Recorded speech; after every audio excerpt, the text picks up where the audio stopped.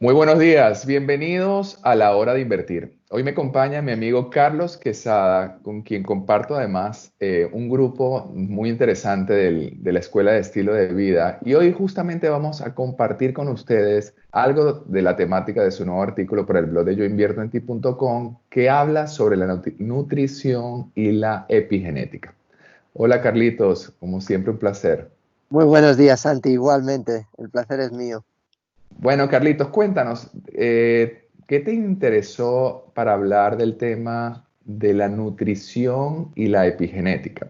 Hemos tocado con nuestra colega y amiga Vanessa Castillo también el tema de la ¿Mm? epigenética en otras horas de invertir, pero ahora tú le das el enfoque sobre la nutrición. Cuéntanos, ¿qué hay detrás de esto?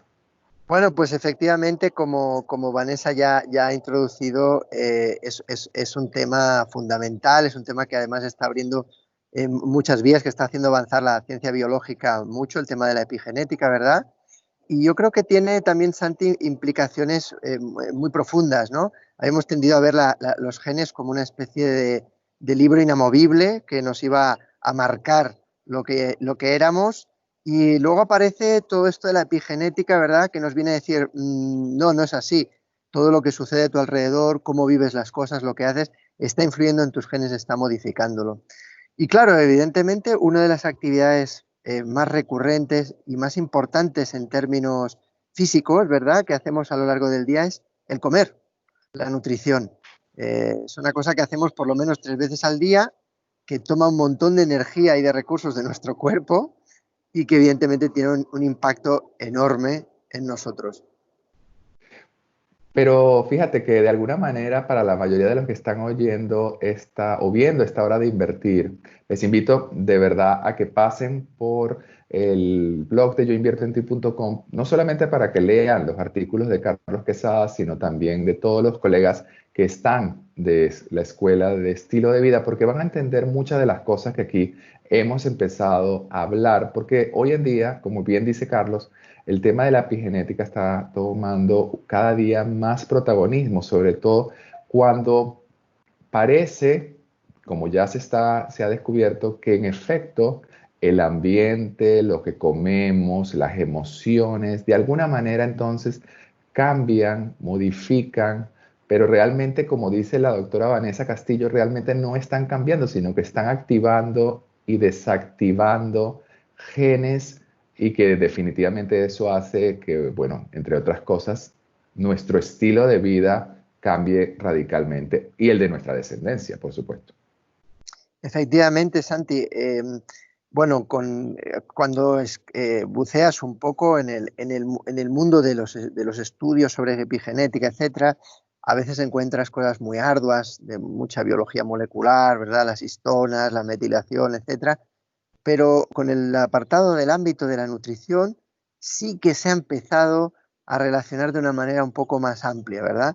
Ya no es Ujú. solo lo que sucede a nivel molecular para saber cómo esos genes se alteran, cómo cambian las proteínas, etcétera, sino qué está sucediendo en nuestros hábitos, qué está sucediendo en nuestros tipos de comida, en nuestras maneras de comer, para que eso tenga un impacto tan grande en nuestro genoma y en nuestro organismo.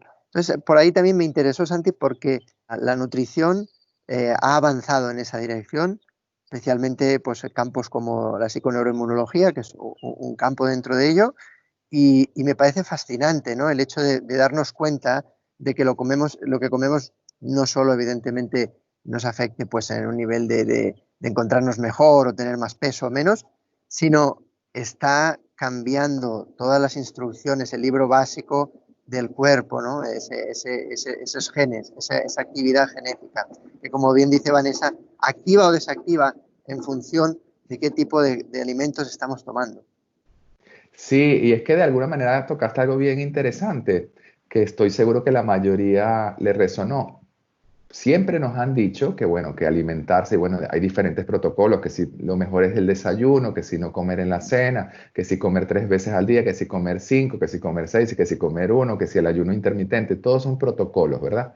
Todo está de alguna manera, siempre se nos dice que nosotros comemos, nos alimentamos, entre otras cosas, para aumentar nuestra capacidad de energía, almacenar energía para el resto del día. Y tú has introducido algo bien interesante.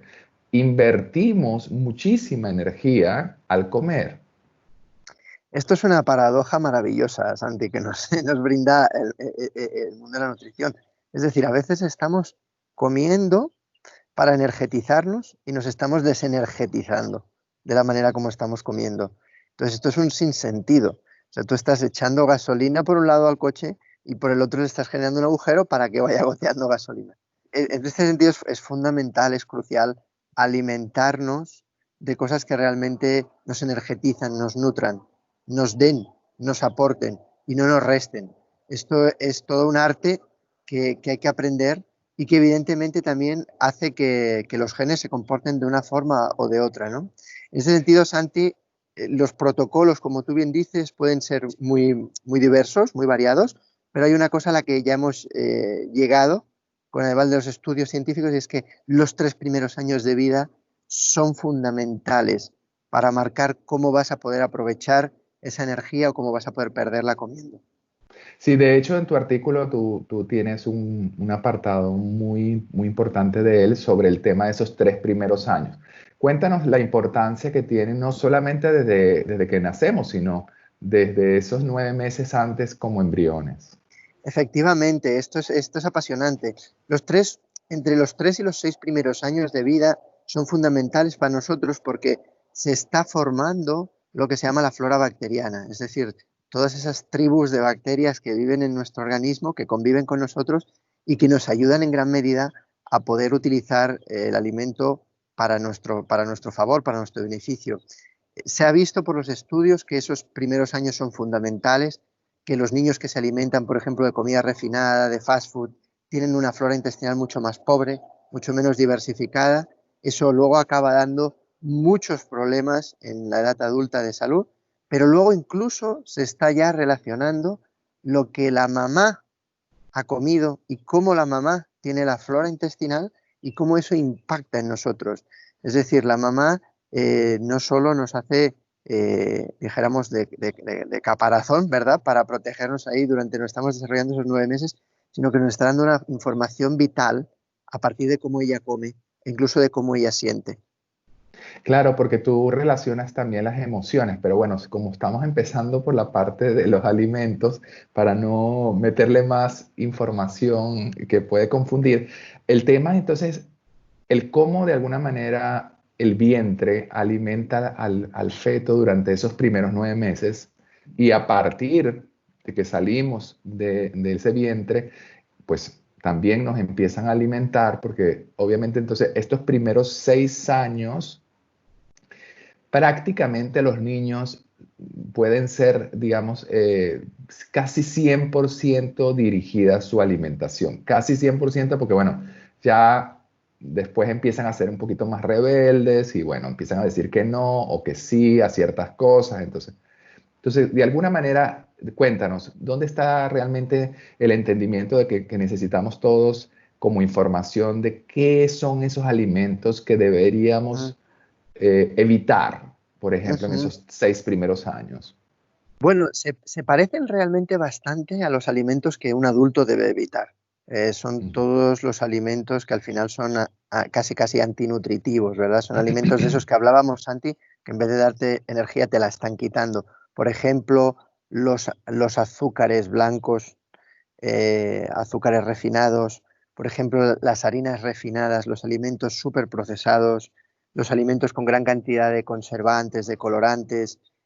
Todo esto son alimentos que ya acumulamos mucha evidencia científica, dan muchísimos problemas, no favorecen a la flora intestinal y al final acaban también afectando enormemente nuestro sistema inmunitario y nuestro sistema nervioso, porque las tres cosas están íntimamente relacionadas. Estos, por ejemplo, serían alimentos a evitar.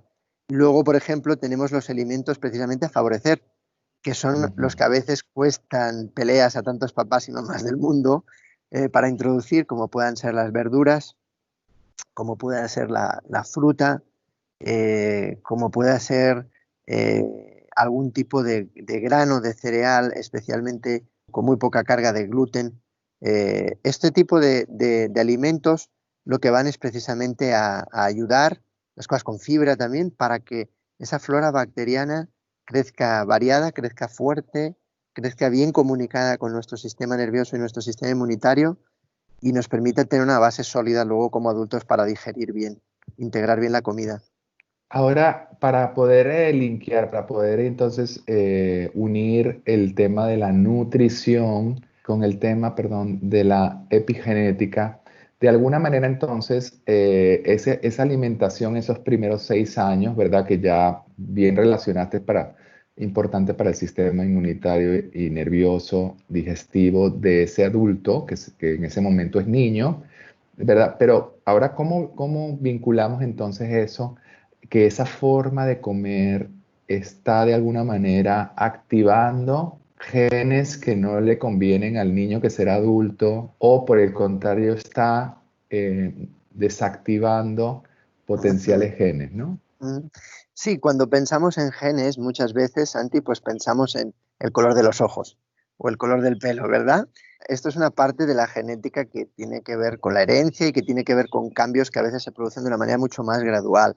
Pero sin embargo, luego hay otro tipo de genes que son genes de expresión rápida, que trabajan de una manera mucho más inmediata con los estímulos que estamos introduciendo en el cuerpo, sea a través del tipo de nutriente que hay en sangre o que hay en los tejidos, ¿verdad?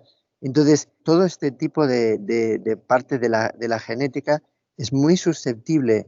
Hay incluso una parte del ADN que se encarga precisamente como un semáforo de encender luces verdes, luces rojas, para que los genes actúen de una manera o de otra. Y toda esa parte de ADN está muy influida por lo que estamos comiendo, cómo estamos alimentando. Pensemos que cada alimento tiene una reacción en nuestro cuerpo, al margen de la digestiva, va a influir al sistema hormonal, va a influir al sistema nervioso, por supuesto, va a influir al sistema inmunitario. Y todos esos sistemas van a estar señalizando a las células información. Y esa información celular va al núcleo también, va a nuestros genes. Y ahí también se da una información. Y esto va generando cambios. Son procesos complejos, pero que al final se pueden, dijéramos, interpretar desde el sentido común. Lo que tú estás introduciendo en tu cuerpo 3 o 5 Mm. veces al día y toma procesos muy largos de digerir, evidentemente va a tener una influencia sobre tus células y sobre tu genoma. Entonces, en este caso, el tema de la importancia de la nutrición y en el campo de la epigenética, en estos primeros 6 años de vida, cuenta también con un factor muy importante, porque no solamente es lo que les damos de comer o lo que responsablemente ese vientre, ¿verdad?, come esos primeros 9 meses, sino también lo que siente, que hablaremos en otra hora de invertir contigo. Pero de alguna manera también, como dice Vanessa, y como José y como otros colegas de estilo de vida mencionan en las horas de invertir, también influye mucho el patrón, el rol que como modelos la familia y los padres, quienes que están a cargo de esa crianza de los niños, pues también ejercen, pues los niños ven no solamente lo que comen, sino lo que comen sus padres, lo que comen Efectivamente. ¿no? Y de alguna Efectivamente, manera, Santi. Yo todavía no conozco ningún niño de 3 años que vaya a la compra y haga él la compra. claro, La hacen sus papás. Entonces, la comida que hay en casa es la comida que han traído los papás. Por tanto, el criterio del papá y la mamá son fundamentales. Además, luego también hay una mimética incluso en la manera de comer. Es decir, si ves a alguien que está comiendo todo el rato deprisa o que mientras come está hablando por el teléfono, se está levantando 3 o 4 veces, o ves a alguien que se toma su tiempo, que se sienta, todo esto los niños y las niñas lo van captando y lo van haciendo propio.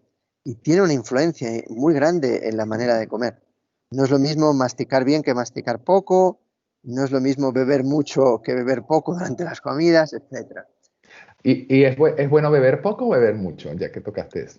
Este es un gran tema. Yo recomiendo que la ingesta de agua o de líquido, pero principalmente de agua, se produzca especialmente fuera de horas de comida.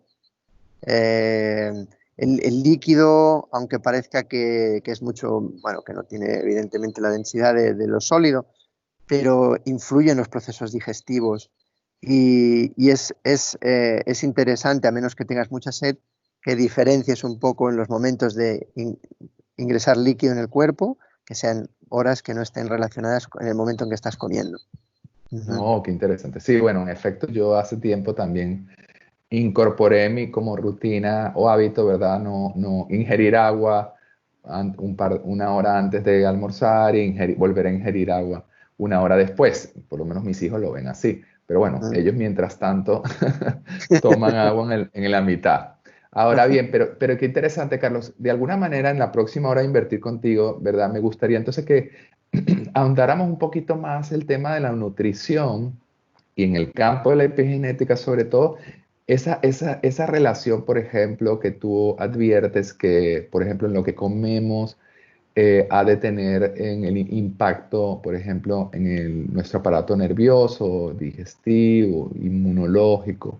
Si nos puedes dar como más referencias, sería ideal en la próxima hora de invertir, porque con toda certeza, como nuevamente invito a todos a que pasen por el blog de Yo Invierto para que vean el artículo de Carlos Quesada, este y los anteriores artículos de Carlos Quesada, de Vanessa Castillo, de José Alejandro Riera y de todos los colegas de la Escuela de Estilo de Vida, porque todo ello está relacionado nuevamente con un estilo de vida que es una elección responsable de cada uno de nosotros, ¿no? Efectivamente, Santi. Somos una especie yo me gusta decirlo, nuestro cuerpo es un genio, somos una red viviente de comunicación y está todo relacionado. El sistema de las tripas con el sistema inmunitario y nervioso tienen una relación íntima, muy veloz, y cada cosa que va pasando por un lugar se comunica a la otra con una exactitud sorprendente de la que hablaremos. Bueno, entonces nada, ya quedamos comprometidos para otra próxima hora de invertir con Carlos Quesada de la Escuela de Estilo de Vida. Les invito a activar las notificaciones para que no se pierdan ninguna de las horas de invertir de la Escuela de Estilo de Vida. Y como ya él tocó el tema del cuerpo es un genio, les invito a que pasen por acá y vean ese, creo que fue el número 51 de la hora de invertir. Búsquenlo, que él habla sobre el cuerpo es un genio y van a entender porque él va mencionando muchas veces en todas sus horas de invertir. Gracias, Carlito, por estar conmigo aquí en la hora de invertir. Muchas gracias, Santi. Un gusto, como siempre. Un abrazo para todos. Gracias, Carlos.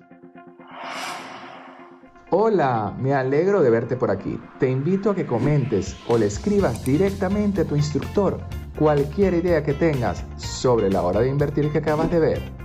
Asimismo, aprovecho para invitarte para que actives las notificaciones de este canal para que me acompañes en todas las horas de invertir por venir, porque la hora de invertir es el espacio para invertir en ti, de Yo Invierto.